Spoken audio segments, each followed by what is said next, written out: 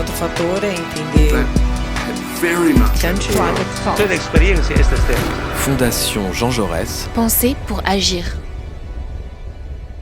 Jacques, bonjour. Bonjour. Merci beaucoup d'avoir accepté de participer à ces entretiens de la Fondation Jean Jaurès. Alors Jacques, tu as été le maire quasiment, en tous les cas, un des grands maires emblématiques de La Roche-sur-Yon, ville que tu as prise en 1977, on y reviendra.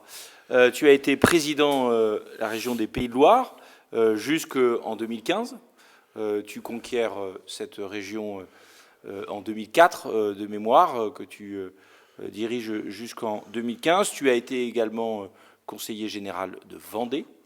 Mais on ne va pas commencer immédiatement par ça, mais on va plutôt commencer par ton parcours au sein du Parti socialiste, parce que tu as non pas un parcours singulier, mais le moment où tu rentres au Parti socialiste est singulier, puisque tu y rentres en 1973, et qu'auparavant tu es membre du PSU.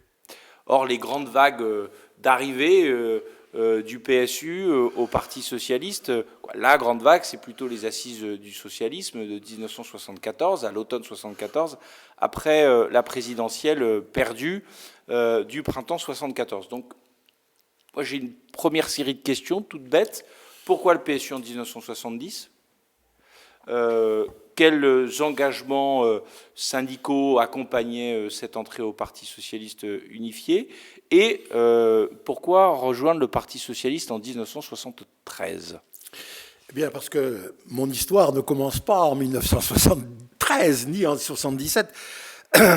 Ma génération, puisque je suis né en 1940, ma génération, c'est la guerre d'Algérie. Et mon premier militantisme, c'est l'UNEF. J'étais secrétaire de la Corpo de Sciences à Clermont-Ferrand, où j'étais étudiant. Et cette culture politico-syndicale, je l'ai apprise à l'UNEF, qui à l'époque était le syndicat enseignant qui fédérait les gauches, notamment sur la question de l'indépendance de l'Algérie. Et donc, j'ai préparé l'agrégation de mathématiques. J'ai pas eu l'agrégation, mais j'ai eu le sursis qui m'a permis de faire la coopération, de pas faire la guerre d'Algérie, de faire la coopération dans le sud tunisien pendant 2 ans comme conseiller pédagogique de mathématiques. J'ai vendu des mathématiques dans le sud tunisien, dans les oasis du sud tunisien. Et j'ai donc découvert à cette époque ce que c'était qu'être étranger dans un pays avec lequel la France avait eu des relations très étroites. Et bien évidemment, c'est 68, je l'ai vécu dans une oasis du sud tunisien. Et puis, il y a eu toutes ces évolutions-là par rapport à la préoccupation qui avait été celle de l'indépendance de l'Algérie. Et je ne pouvais pas rentrer à la SFIO, qui avait quand même quelques difficultés à se positionner par rapport à l'autodétermination des peuples. Une question qui me travaillait beaucoup, non pas parce que cette question politiquement, j'y étais très sensible, mais parce que je n'avais pas envie d'être un héros, ni de me faire tuer en Algérie, tout simplement. Et donc, revenant en France, après ces 2 années d'expatrié en Tunisie, j'avais vécu ce que c'était qu'être étranger dans un pays. C'est une grande leçon aussi. J'avais pas envie de me laisser embourgeoiser comme coopérant trop longtemps. Les Tunisiens m'avaient proposé un poste dans le pays de Bourguiba, à Sousse, à Mamet, tous ces coins dont on parle quand on a envie d'aller en vacances en Tunisie. Je suis rentré en France et là, j'ai souhaité m'engager. Je me suis engagé au PSU parce qu'à l'époque, cette formation politique qui était née après le PSA, justement d'un positionnement de la gauche sur la question coloniale, m'offrait un certain nombre de possibilités de réflexion, et qu'il y avait en Vendée, à La Roche-sur-Yon, des militants issus de l'humanisme chrétien, qui étaient des militants d'une structure qui s'appelait à l'époque la Vie Nouvelle. Moi, je suis un laïc. Quand je suis arrivé à La Roche-sur-Yon, après, je suis devenu vice-président de la Fédération des œuvres laïques. Donc, j'étais prof dans un lycée public à La Roche-sur-Yon.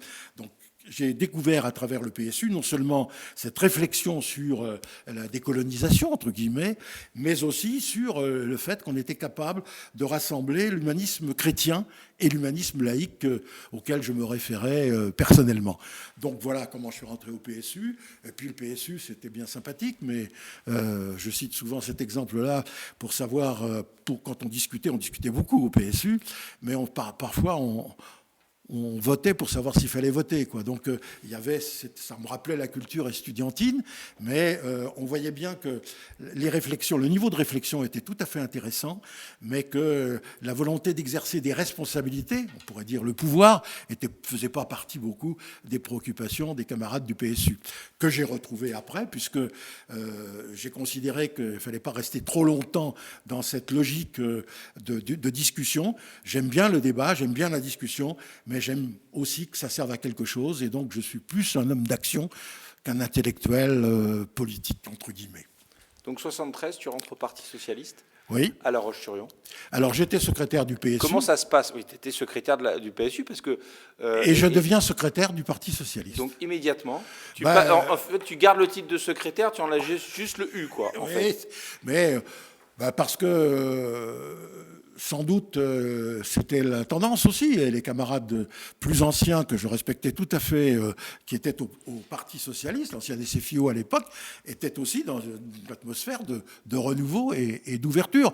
Et quand j'allais dire un jeune con comme moi à l'époque, j'avais 32 ans, hein, donc avec non pas l'envie de pouvoir, entre guillemets, je le dis sans aucune fausse modestie en la matière, mais ce qui m'intéressait, c'est d'essayer d'être utile et de pouvoir, y compris, prendre un certain nombre de responsabilités dans la réflexion et peut-être un jour dans l'action. Mais alors pourquoi 73 et pas 71 ? Parce que c'est quand même singulier comme date, je le disais tout à l'heure.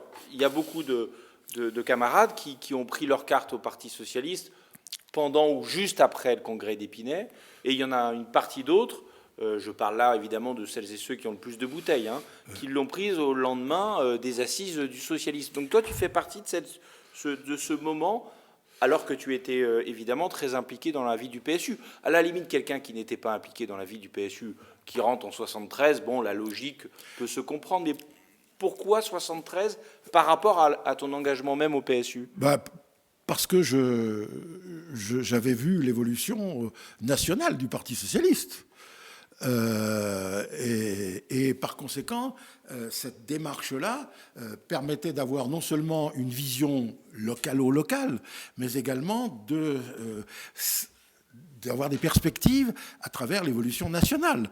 Et donc, c'est cette évolution globale du Parti Socialiste et des responsabilités du parti d'Épinay, quand même, qui m'a montré, qui m'a incité à rejoindre le Parti Socialiste. Et comme sur le plan local, la gauche n'est pas très forte en Vendée, que je connaissais tous les militants du Parti Socialiste comme du Parti communiste, et comme j'étais dans un lycée, il y avait un peu de tout dans l'éducation nationale, y compris les responsables du Parti communiste comme des responsables du Parti socialiste. Donc cette démarche s'est faite tout à fait normalement, mais je pense que l'évolution nationale du Parti socialiste, à travers le parti d'Épinay, m'a incité à m'inscrire dans une démarche qui était plus locale, plus large, rassemblement. Et encore une fois, sans plan de carrière, parce que socialiste à La Roche-sur-Yon, en Vendée, ça n'ouvrait pas les perspectives qui se sont révélées plus tard. Alors justement, venons-en à ce lien Parti Socialiste, Vendée, La Roche-sur-Yon. Avant de parler plus spécifiquement de La Roche et de la conquête de 77, hein, qui est un moment fort, pas seulement de ta vie à toi, mais simplement de la ville et du collectif. Socialiste, en 73, en Vendée, qui est une terre, comme chacun sait, de gauche. Comment ça se passe, la vie du Parti Socialiste, puisque c'est quand même un moment, 73 et les années suivantes, surtout les années suivantes, mais où le Parti Socialiste est certes commence à relever la tête, mais où il y a des débats internes forts entre les mitterrandiens, le CRS, plus tard les rocardiens quand ils arriveront en 74, mais aussi Popren, qui joue un rôle extrêmement important dans la réflexion, avec le front de classe, etc., etc. Est-ce que ces débats que l'on apprend aujourd'hui dans les livres, on les retrouve dans une fédération petite que tu vas diriger d'ailleurs quelques années plus tard, bien plus tard, dans les années 80. Est-ce qu'on les retrouve dans une fédération, somme toute relativement petite et encore une fois, dans une terre quand même plutôt de droite, ou est-ce que c'est quelque chose, justement, compte tenu des circonstances électorales et sociologiques de ce département, finalement, qui n'a que peu de prise? Bien évidemment, on retrouve tout cela. Et donc, moi, j'ai été mitterrandiste ou mitterrandien dans la continuité, toujours. C'est ce qui m'a fait, après, m'impliquer dans la vie politique du Parti socialiste, même si je ne suis pas du tout un fanat des courants. Moi, j'ai même été jusqu'à être transcourant, d'ailleurs. Mais... en 84. Oui, mais oui. J'ai fait partie des réunions à Lorient, espérant la candidature de Jacques Delors. Mais je pense que ces débats avaient lieu, avec toutes les difficultés, encore une fois, d'être fidèle à une majorité, entre guillemets, puisque cette démarche-là m'a souvent un peu ennuyé, parce que je pense que c'était sans doute un mal nécessaire pour justement... permettent d'avoir au sein d'un même mouvement l'acceptation d'un certain nombre de différences et non pas de vouloir à tout prix que tout le monde soit aligné sur une forme de pensée. Et ça, je crois que ça a été l'intelligence des responsables socialistes et de François Mitterrand notamment, de pouvoir mettre en place un dispositif qui permettait à la fois l'expression des différences, mais aussi une majorité avec une ligne politique à laquelle se ralliaient les minorités. Si je suis ta logique, donc, ces courants, au final, à l'intérieur du Parti socialiste, c'est ce qui permet d'éviter l'explosion du Parti socialiste. Je pense que oui. Je pense que oui. C'est une forme de coalition, n'est-ce pas, dont parfois on aurait besoin dans la vie politique d'aujourd'hui. D'où ma référence. Ceci dit, c'est aussi une organisation qui survalorise les différences. Oui. Mais c'est peut-être le moindre mal pour s'assurer la cohérence et la cohésion que d'avoir mis en place ce dispositif qui a fonctionné quand même tout à fait correctement pendant de longues années. C'est ça. Alors, on en vient à La Roche, 77. Tu n'as jamais été élu? Non. Dans un syndicat, si, puisque j'étais militant du SNES. J'entends élu, bien sûr, élu municipal, j'entends. Mais à propos, je m'excuse de t'interrompre. Vas-y. À ce propos, je crois qu'il faut rappeler que la loi électorale, à l'époque, était une loi scélérate, puisqu'il n'y avait pas de minorité, puisque c'était liste entière. J'ai bénéficié, la liste que je conduisais en 77, de cette mauvaise loi, puisque, à l'époque, 33 élus, ma liste majoritaire, élue en totalité. Et donc, moi, je suis arrivé comme maire de La Roche-sur-Yon à 36 ans, sans avoir exercé de responsabilité municipale dans la minorité ou dans la majorité. Alors, on reviendra sur cette loi, tu as raison de l'appeler, d'ailleurs c'était le terme du parti, loi scélérate, puisqu'elle est modifiée en 80, à l'occasion des municipales de 83, et c'est n'est qu'à ce moment-là. Donc, l'opposition a le droit de siéger au sein du conseil municipal. Soit dit en passant, il est parfois plus facile pour un maire d'avoir une opposition dans son conseil que de ne pas en avoir dans son conseil. Tu confirmes. Il s'en crée une en interne. Et voilà, il s'en crée une en interne. Alors quand on a l'opposition, on peut rappeler ses camarades à l'ordre. Tout à fait. Et leur rappeler qu'il faut quand même... C'est pour ça que je fais cette référence. Et je pense que tu agrémenteras cette référence. Mais je reviens à 77. 77, c'est un des moments de la vague en faveur de la gauche en général, du Parti socialiste en particulier, mais pas que. Il y a beaucoup de villes qui tombent dans l'escarcelle du Parti communiste, dans l'union de la gauche. Comment ça se passe, cette préparation 75, 76, 77 à La Roche pour réunir ces courants auxquels tu faisais référence, même si les liens au lycée ont dû les faciliter, si je reprends ce que tu dis. Comment ça se passe ? Est-ce que c'est automatique, légitime, facile ? Il y a un événement politique tout à fait, électoral tout à fait révélateur. Ce sont les cantonales de 1976. Au cantonal de 1976, sur une partie du canton de La Roche-sur-Yon, le canton sud de la ville, 3 candidats, un candidat Parti communiste, un candidat du PSU et un candidat du PS, c'était moi. Et à l'issue de ces élections cantonales, le total des voix de gauche de ces 3 candidats, 59,6%. Séparés. Et donc ces 3 camarades, ces 3 responsables politiques ont constaté et ils l'ont dit en se rencontrant, que si on était capable de faire une liste commune en 1977, eh bien, il y avait quelques chances de conquérir la majorité. Ce qui n'avait pas été le cas en 1971, parce que j'avais commencé en 1971. Tu avais été candidat en 71 ? Oui, mais pas tête de liste. J'étais un modeste adhérent du PSU et j'étais sur une liste du PSU. Il n'avait pas été possible à l'époque de faire une liste commune PSU, PS, PC. Ça n'a pas été le cas. Donc, on a travaillé à partir de ces élections cantonales sur une relation commune de ces 3 formations politiques, de la gauche plurielle déjà, et on a travaillé pour faire une liste commune. Ce qui a été fait, et j'ai ramené un petit bouquin qui s'appelle, avec un très beau titre, Citoyen dans sa commune, comme quoi la citoyenneté ne date pas d'aujourd'hui, n'est-ce pas ? Ça date des années 76-77. Ça prouve aussi que les socialistes travaillaient beaucoup. Et quand je regarde ce petit livre, qui n'est pas le petit livre rouge, mais qui est le petit livre qui s'adresse aux candidats en 1977, je vois que j'ai surligné pas mal de parties, et on constate qu'il y avait une réflexion collective et avec des documents qui étaient mis à la disposition des candidats pour qu'il y ait non pas une certaine uniformité dans les propositions et dans les documents politiques, mais une cohérence politique de réflexion, ce qui m'a, je crois, servi, puisque quand je relis ces documents-là, je les ai parcourus il y a quelque temps grâce à quelques étudiants qui sont venus m'interroger eux aussi, j'ai constaté qu'on n'avait pas dit beaucoup de conneries dans le document, alors que pourtant on n'avait aucune expérience de la gestion politique. Mais on s'intéressait à la vie locale.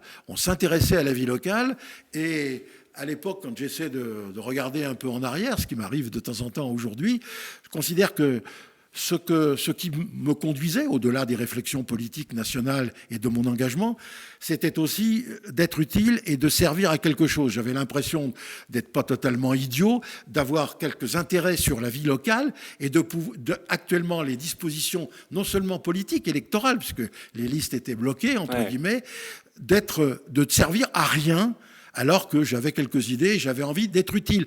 Non pas forcément d'exercer le pouvoir à l'époque, d'être utile. Et cette réflexion-là, je dirais cette frustration, je l'ai évoquée souvent dans ma pratique politique et publique au niveau des municipales, en considérant qu'il fallait inventer des dispositifs qui permettent aux citoyens de pouvoir avoir non seulement le sentiment, mais la réalité d'exercer effectivement leur imagination, leur créativité, leur volonté dans l'exercice de responsabilités partagées au sein de l'action publique locale. Donc, vaste sujet. Oui, et à chaque fois remis sur l'établi de toute façon, par définition, parce que sinon, tout processus de décision finit par, j'allais dire, s'embourgeoiser, en tous les cas, être institutionnalisé, et il faut toujours, pour attirer, mettre en place des nouvelles procédures qui sont justement désinstitutionnalisées pour attirer... J'ai souvent évoqué ça, c'est un sujet qui me tient beaucoup à cœur, c'est que si je considère effectivement que la légitimité du suffrage universel est essentielle, et y compris à faire valoir auprès des instances centrales, entre guillemets, on y reviendra sans doute dans la discussion, je pense aussi que les élus du suffrage universel, je pense au plan local, ne détiennent pas toutes les légitimités, et donc il est nécessaire d'inventer des dispositifs et de prendre en compte cette démarche-là, qu'on a parfois appelé les corps intermédiaires et qui sont un peu ignorés aujourd'hui. Mais je pense que cette démarche-là, je l'ai vécue dans la minorité, dans l'exclusion avant 77, et ça m'a beaucoup marqué. Et donc, je me suis efforcé dans ma pratique d'exercice du pouvoir et d'exercice des responsabilités d'essayer d'inventer des dispositifs qui permettaient, non pas pour faire bien, non pas pour empêcher etc., mais parce que je considère fondamentalement que l'intelligence, l'initiative doit être largement partagée. 77, vous gagnez La Roche. Oui, ça devait être un accident de l'histoire. Mais ça a duré un certain temps, ça a duré 27 ans. Ça a duré quand même jusqu'aux affres de 2014, où la ville tombe aux mains de la droite. Et à ce moment-là, toi, tu présides toujours la région, on y reviendra. Comment se passent les liens justement dans cette majorité qui est pléthorique, puisque vous êtes les seuls à siéger, faite de PC, de PS, de PSU, de gens, j'imagine, aussi sans... Société civile, oui. Même si parfois les non-encartés sont plus proches d'un certain nombre de groupes que d'autres, et qu'un certain nombre d'encartés après prennent leur carte, et c'est très bien ainsi. Donc comment ça se passe, y compris jusqu'au municipal de 83, qui sont, comme chacun le sait, le moment où la gauche se désunit et où il y a une concurrence souvent au premier tour. Je pense que quand je regarde la liste qu'on a réussi à constituer à cette époque-là, je suis moi-même très surpris. J'avais un chirurgien, un vétérinaire, j'avais d'anciens responsables permanents de la CFDT. J'avais une prof de l'enseignement privé à La Roche-sur-Yon, avec le laïc, parfois le laïcard que j'étais.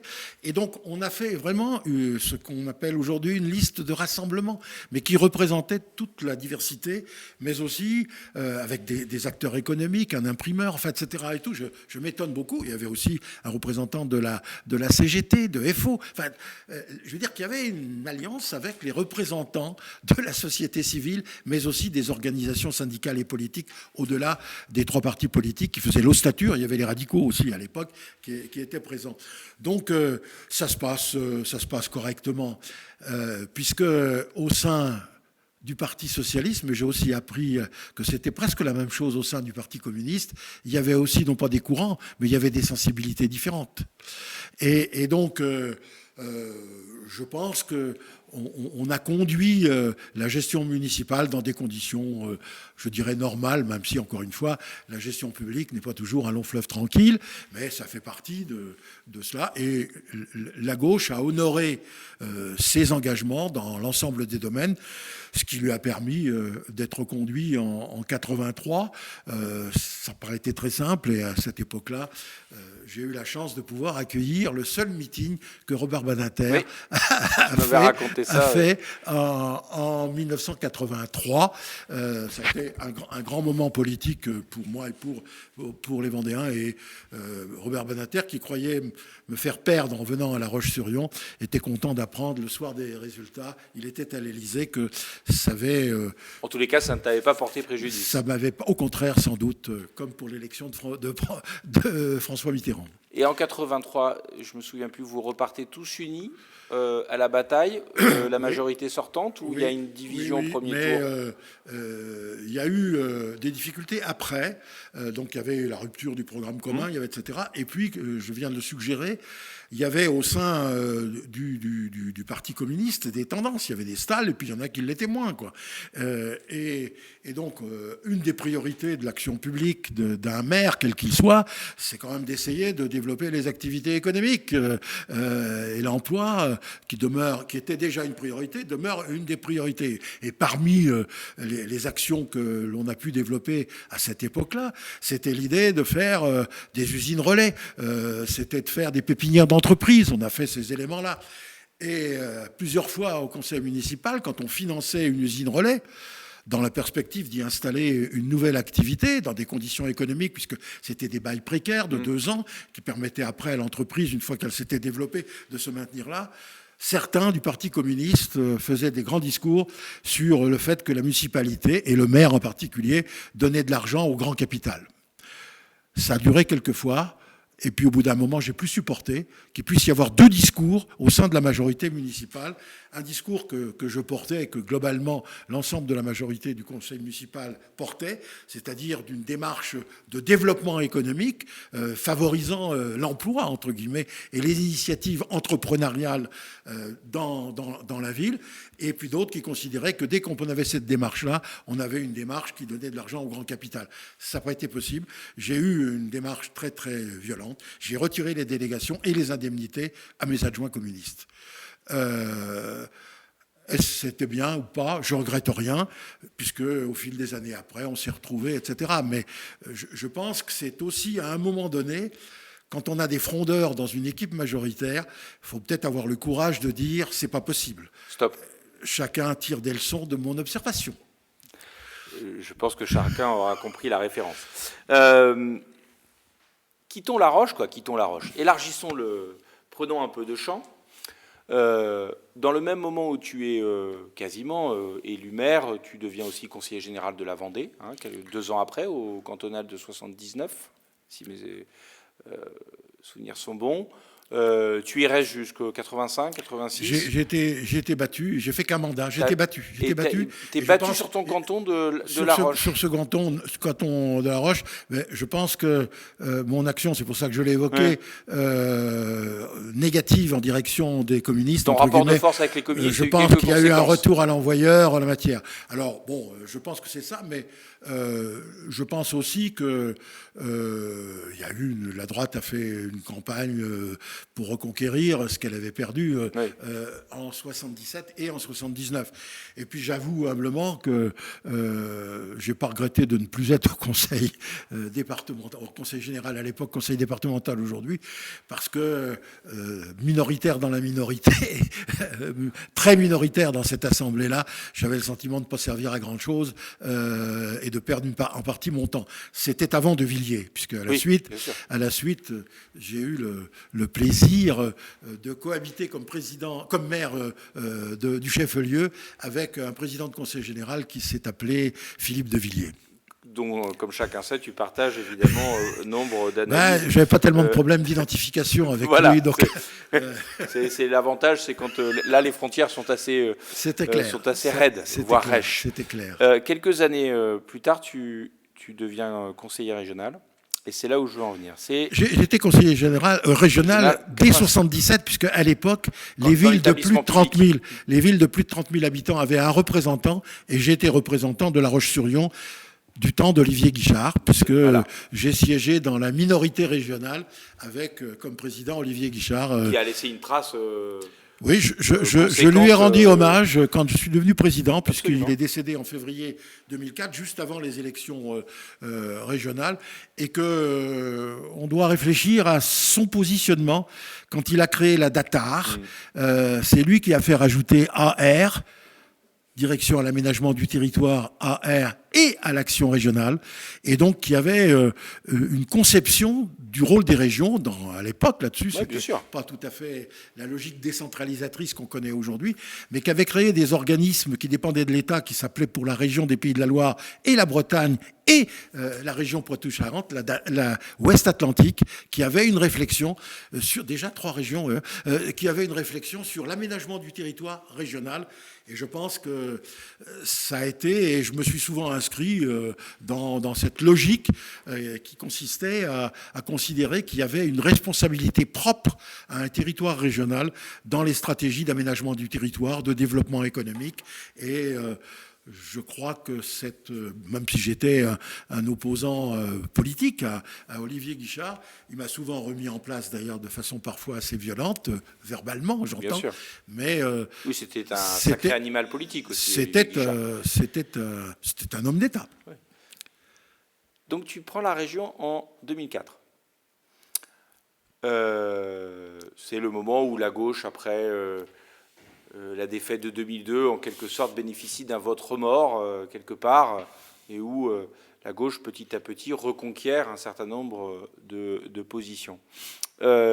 Comment alors, tu étais préparé, puisque tu as été conseiller régional pendant longtemps. Oui. Et donc, tu connaissais les dossiers, tu incarnais l'opposition régionale, etc.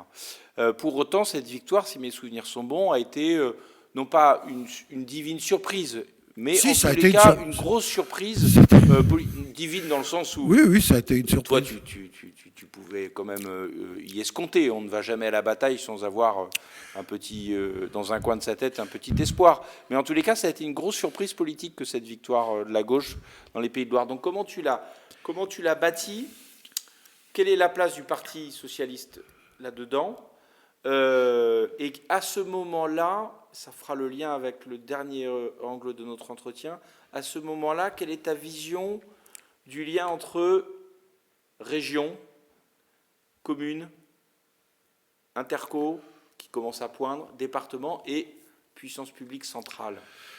Alors, et est-ce que cette expérience de plus de 10 ans t'a conduit à évoluer sur ce point-là?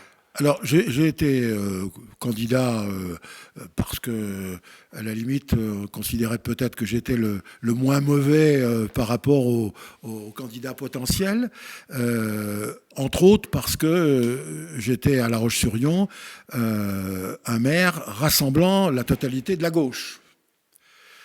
Je pense que ça a été un critère à l'époque de rassemblement, d'être capable d'avoir une image d'union de la gauche, entre guillemets, le vocabulaire est encore pertinent.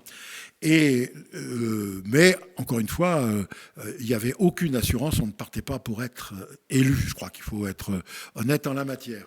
Ceci dit, on a fait une excellente campagne, on a été partout, et avec ce que je retiens aussi aujourd'hui, c'est des réunions à n'importe quelle heure de la journée avec des acteurs du territoire et des présences nombreuses et la volonté de débattre, de discuter, sachant qu'ils avaient en face d'eux un interlocuteur dont ils n'étaient absolument pas assurés d'avoir en face d'eux le futur président de la région. Et donc c'était un élément qui me donnait aussi une certaine vision sur la nécessité de mettre en place des dispositifs qui soient encore beaucoup plus proche des territoires que pouvait l'être la région en tant que telle, le conseil régional en tant que tel. L'autre élément qui, je crois, a facilité la victoire, c'est que sur la liste, il y avait aussi une culture de maire. Il y avait le maire de Saint-Nazaire, il y avait le maire d'Angers, il y avait le maire de La Roche-sur-Yon que j'étais, et puis bon nombre d'autres élus, conseillers municipaux adjoints au maire du Mans, de Laval ou d'ailleurs. Et donc, c'est cette connaissance de proximité que les gens ont voulu. Puis l'adversaire, c'était François Fillon. J'ai, entre guillemets, oui, dans cette période-là, eu le constat de pouvoir battre François Fillon.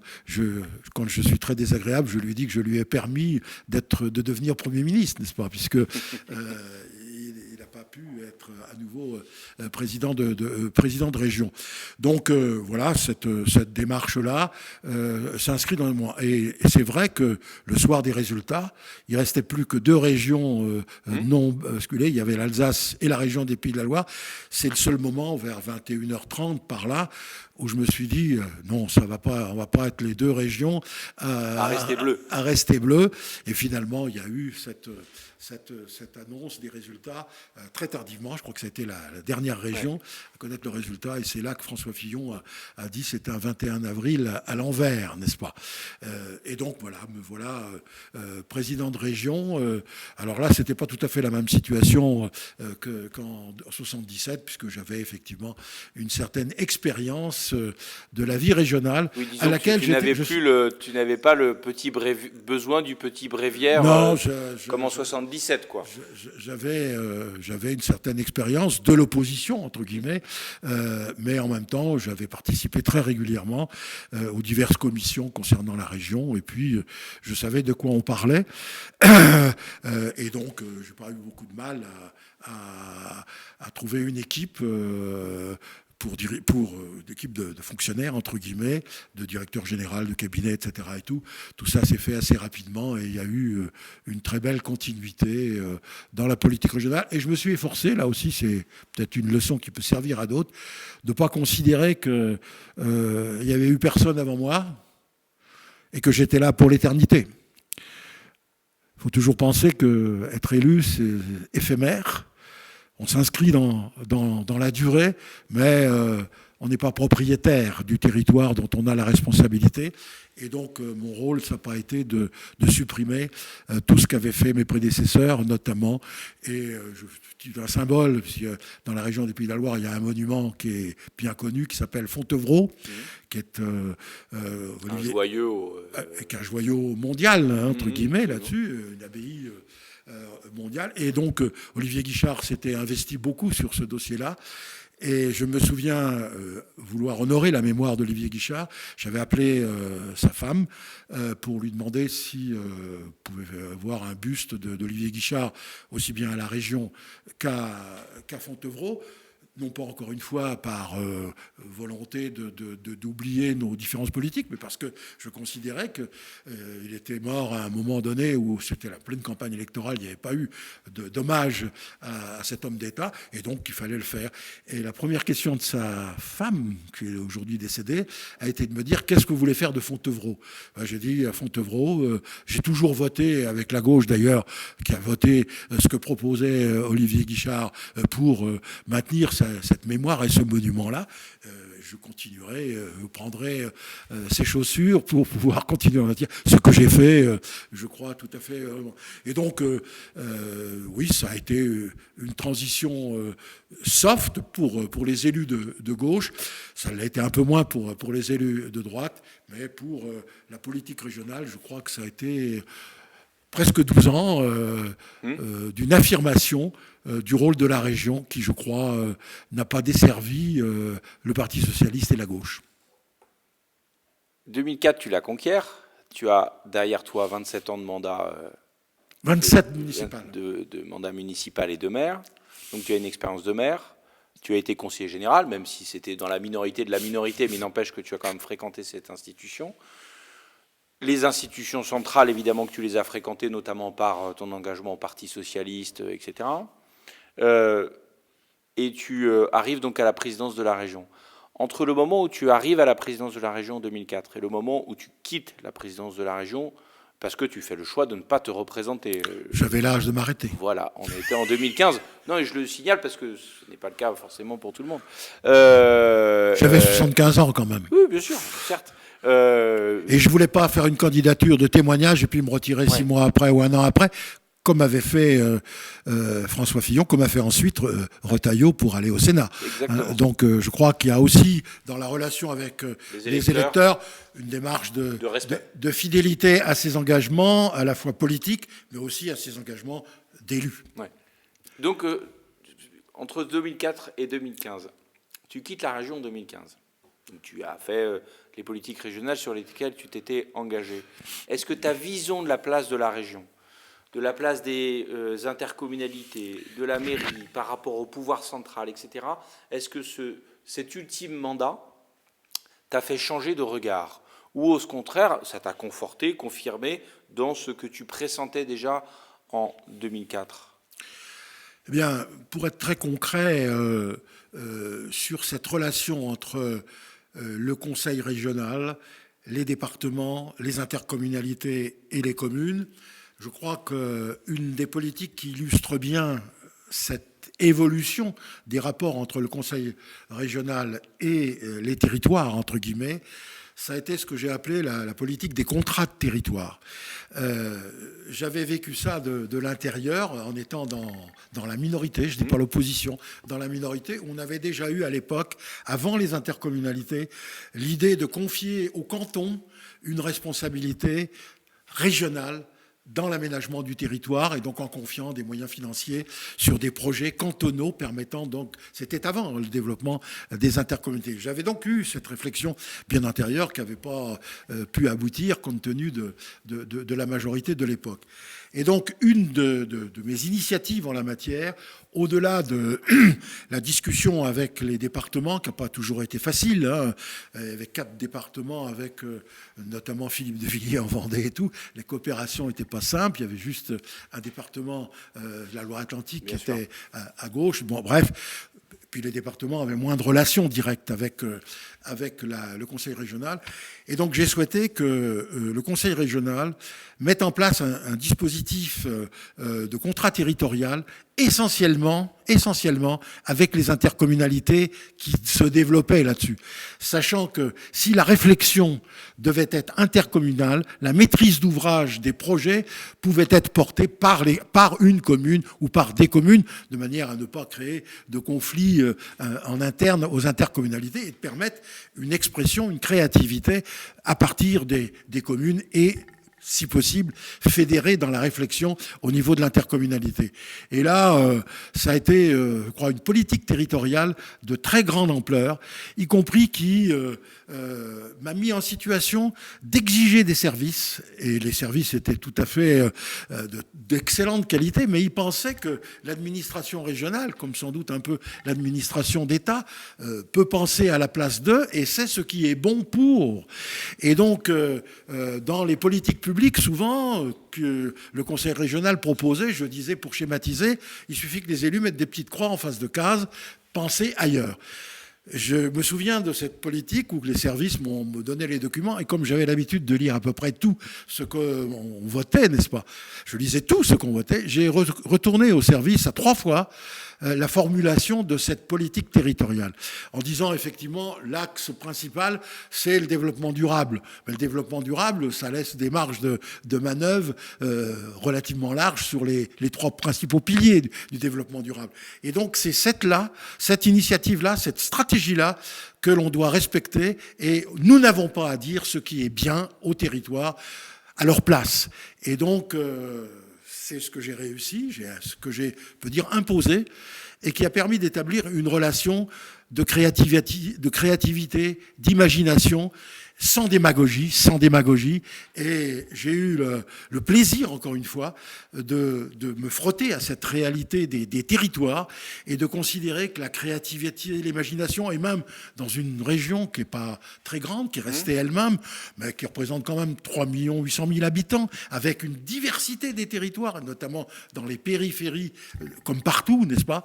Et il fallait être capable de s'adapter, de respecter la créativité et l'imagination, et non seulement de la respecter, mais de faire en sorte qu'elle puisse émerger, qu'elle puisse susciter. Et je compare avec ce qui se passe au moment de l'élection présidentielle au niveau national, où on lève le doigt pour savoir, Monsieur le Président de la République, qu'est-ce que vous pouvez faire pour nous? On l'a vu à l'occasion du grand débat. Et donc, je voulais absolument pas ça.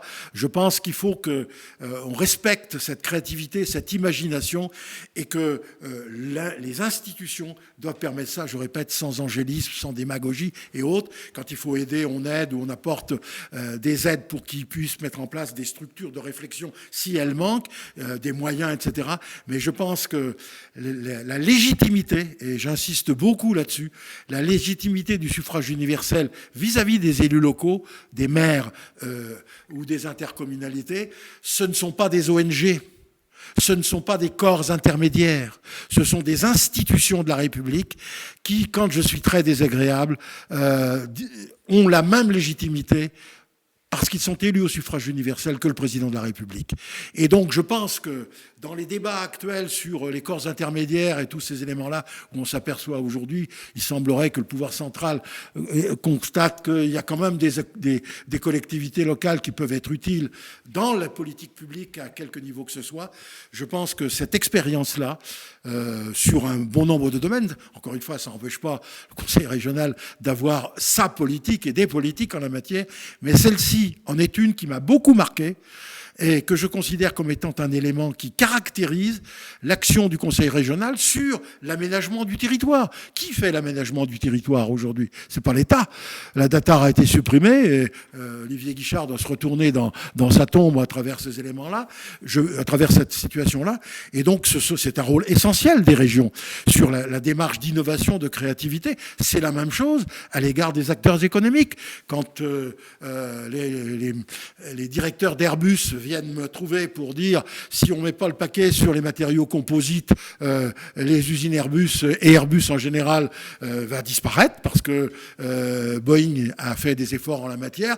Ben, qu'est-ce qu'on fait? On fait en liaison avec l'école centrale et avec les chercheurs un établissement nouveau qu'on a appelé Technocampus qui travaille sur les matériaux composites et qui relie... Tu aides le grand capital encore. Eh ben oui, je pour te crois taquiner. que j'ai été perverti sans doute par les responsabilités, mais tu parles de ça avec encore passion et entrain, et en t'écoutant, je me disais, mais est-ce que cette passion décentralisatrice, est-ce que tu l'as trouvée partagée par tous tes camarades du Parti socialiste? Je ne parle pas des autres, mais au moins ceux-là, au moins ceux du Parti socialiste. pas et toujours. pas forcément Pas toujours. uniquement dans les Pays de Pas Loire. toujours. Pas toujours. Je Et pense alors pourquoi, comment expliques-tu ce pas toujours, justement? parce qu'il y a au sein de chacun d'entre nous, y compris parfois de moi-même, un rôle que l'on confie exclusivement à l'État sur les fonctions qu'on appelle régaliennes. Mais permet de constater que parmi les fonctions régionales sur la sécurité dont on parle beaucoup en ce moment, je crois qu'il faut regarder qu'il y a longtemps que les maires ont des polices municipales, il y a longtemps qu'une partie des entreprises font appel à des organismes privés en matière de sécurité, que les aéroports font appel à des organismes privés de sécurité. Donc là aussi, il y a une espèce de mystification, y compris sur les fonctions régaliennes, et une autre qui me tient beaucoup à cœur sur les relations internationales aussi.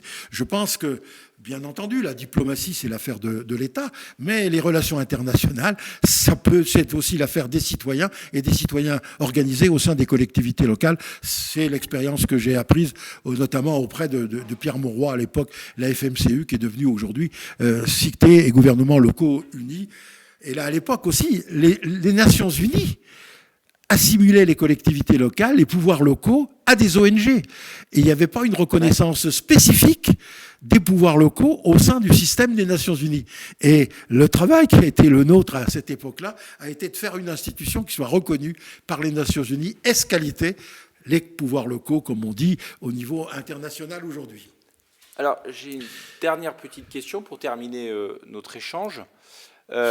Tu vis donc avec passion cette décentralisation, ces mandats, et pour autant aujourd'hui, on a un peu le sentiment que cette passion de la décentralisation, de cette conquête en réalité, de la reconnaissance de la légitimité, est passée un peu de mode, y compris au sein de la cosmogonie de la gauche, l'archipel, les archipels de la gauche telle qu'elle est aujourd'hui. Est-ce que pour toi, cette passion de la décentralisation pourrait être un des fondements de la reconstruction, de la réémergence d'une identité politique ou pas?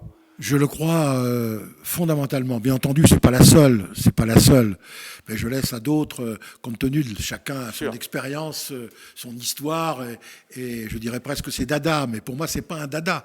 Je crois que aujourd'hui, cette démarche qui consiste c'est le débat sur la citoyenneté, c'est le débat sur la citoyenneté organisée, c'est le débat sur les corps intermédiaires, même si j'ai dit et je maintiens que les élus du suffrage universel organisés au sein des collectivités locales ne sont pas des corps intermédiaires, ce sont des institutions de la République.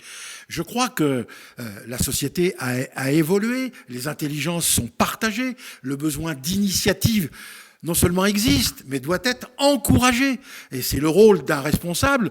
J'ai été proviseur de lycée, j'ai été éducateur dans les mouvements d'éducation populaire. Notre culture, ça a été de créer les conditions d'une autonomie, d'une responsabilité, et non pas d'une soumission. Et donc je crois que cette démarche-là, de réorganisation des institutions, fondamentalement dans un testament politique que j'ai fait en 76 et qui a été publié par une revue nationale, je disais même que compte tenu des rapports que le Conseil régional, positif, normalisé avec les recteurs et le rectorat, je voyais pas pourquoi le rectorat pouvait pas être attaché au Conseil régional.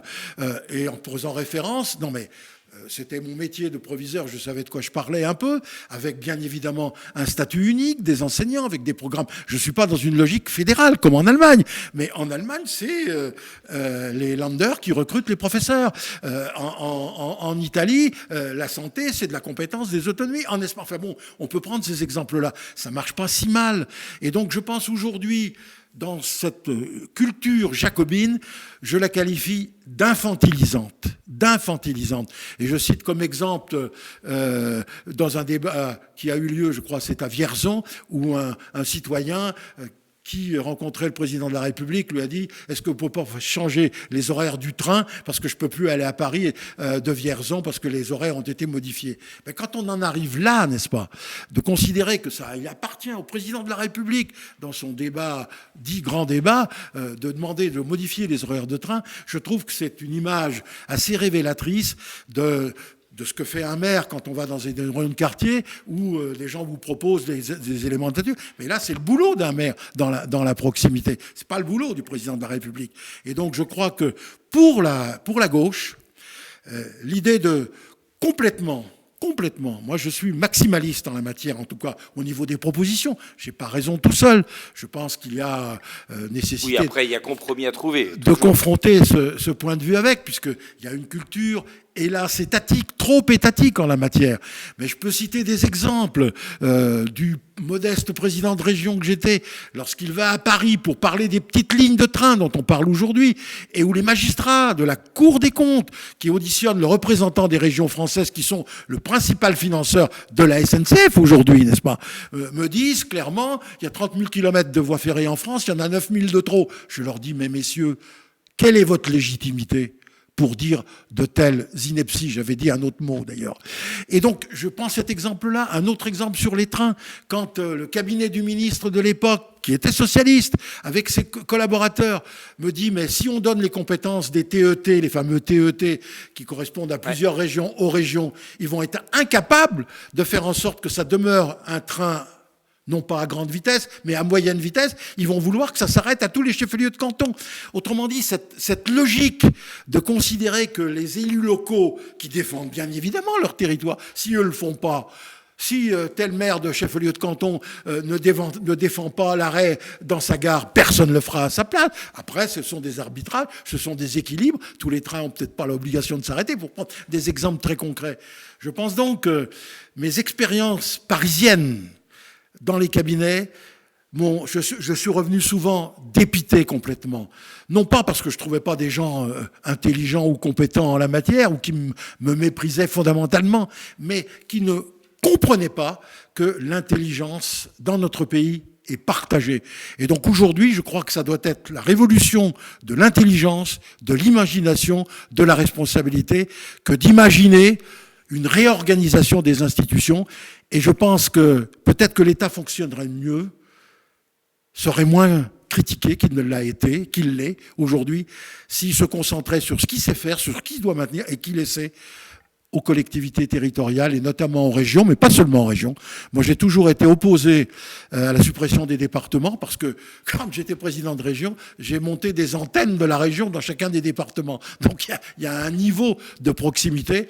Le problème, c'est le travail qu'on avait fait avec Madame Lebranchu avant 2012, pour faire en sorte qu'on réorganise, et notamment avec une notion qui me paraît pas complètement aberrante, la notion de chef de file, qui peut être chef de file communal, intercommunal, départemental ou régional, mais je disais qu'on ne peut pas empêcher un élu local de pouvoir considérer que tel ou tel projet l'intéresse aussi, même si c'est une compétence d'une autre collectivité. Je pense qu'il faut regarder ces réalités en face, réorganiser les choses, laisser de pouvoir au territoire, encore une fois, qui ne sont pas des éléments marginaux dans l'organisation d'une institution, mais qui, encore une fois, sont des pouvoirs légitimes et des institutions de la République.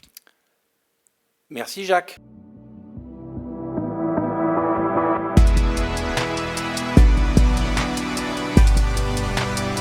Fondation Jean Jaurès. Penser pour agir.